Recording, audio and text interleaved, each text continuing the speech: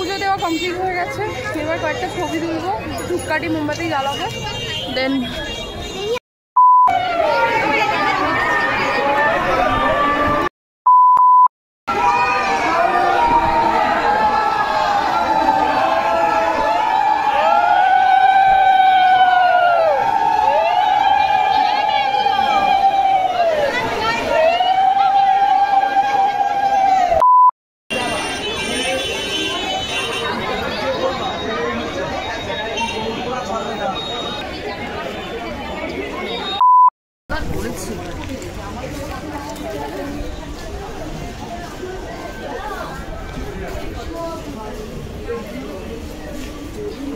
So hey everyone, good morning, welcome back to a brand new blog. So এখন সোদপুর স্টেশনে দাঁড়িয়েছি আর যাচ্ছি হচ্ছে নৈহাটি।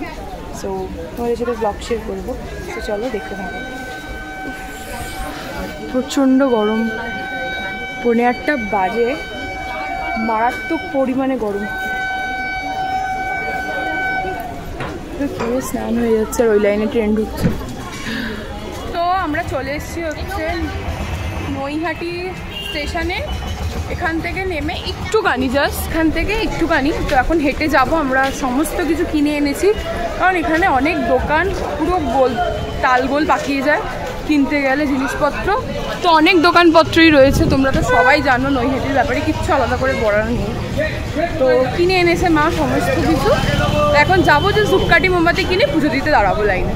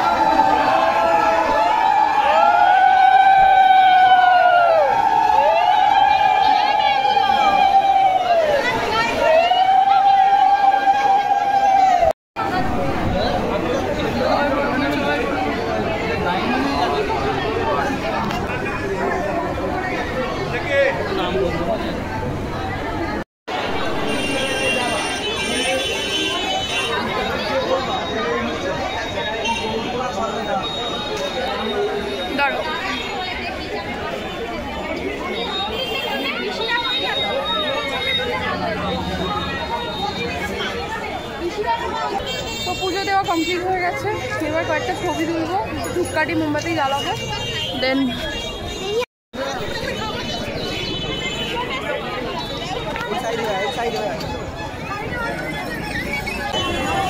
সো আমাদের পুজো দেওয়া এখানে কমপ্লিট। খুব ভালো করে পুজো দিলাম, আগের বারও যতবার এসেছি এই নিয়ে 3 বার হলো করলাম।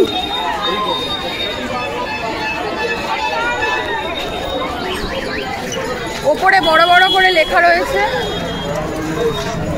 যে ধর্ম হোক যার যার, বড় সবাই উপরে গিয়ে। আর এখানে খাওয়া দাওয়ার এখন নতুন ব্যবস্থা করেছে, যারা খেতে চাও অনেক দূর থেকে আসছো তারা কুপন কেটে খেতেই পারো। আচ্ছা, ও আচ্ছা,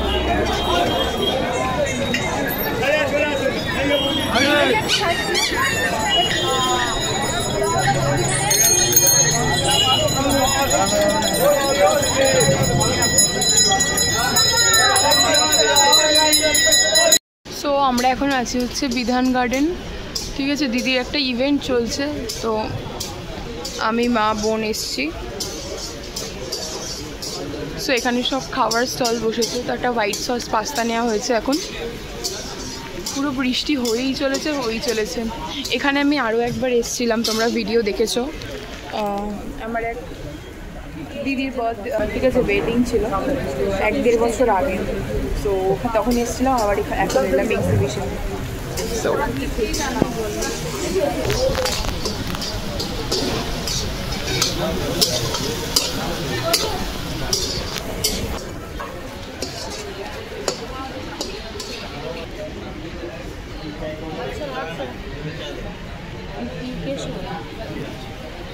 তোমার জন্য কাশ্মীর থেকে এনে দিয়েছে, খাও।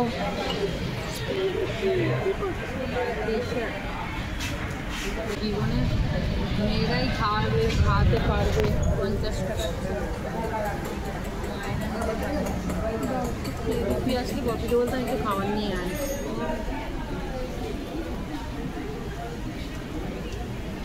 কি খেয়ে যাচ্ছি?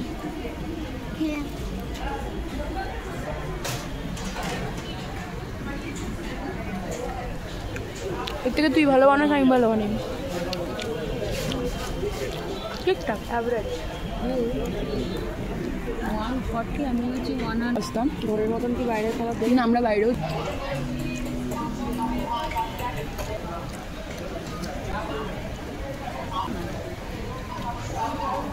অতটাও খারাপ না, টেস্ট ভালো, একটু কিন্তু ক্রিম।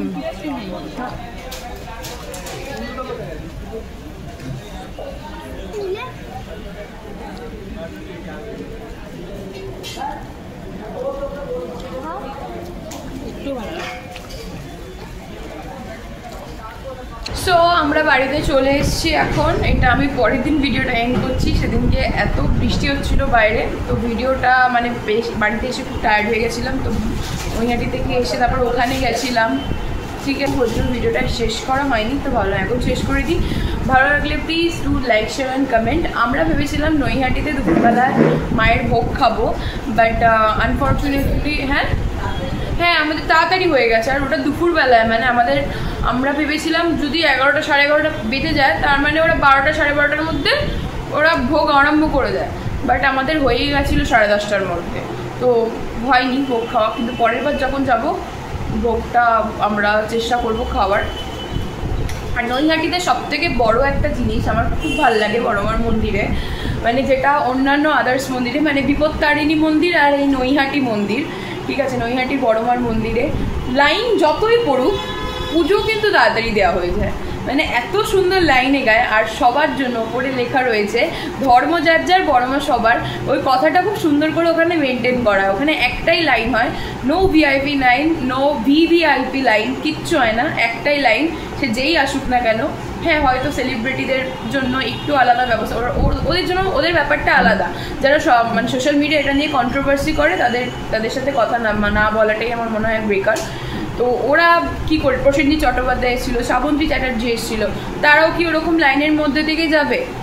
তো হয় না সবসময় এইগুলো। কিন্তু হ্যাঁ, বেশিরভাগ যেগুলো টিভি সিরিয়ালের কো অ্যাক্টার্সরা রয়েছেন তাদেরকে দেখি যেতে, তারা সবাই লাইন দিয়ে যায়, তো কিছু একটা লাইনের ভেতরেই হয়। তো এটাই আর কি, তোমরা চাইলে ভোগ ওখানে খেতেই পারো।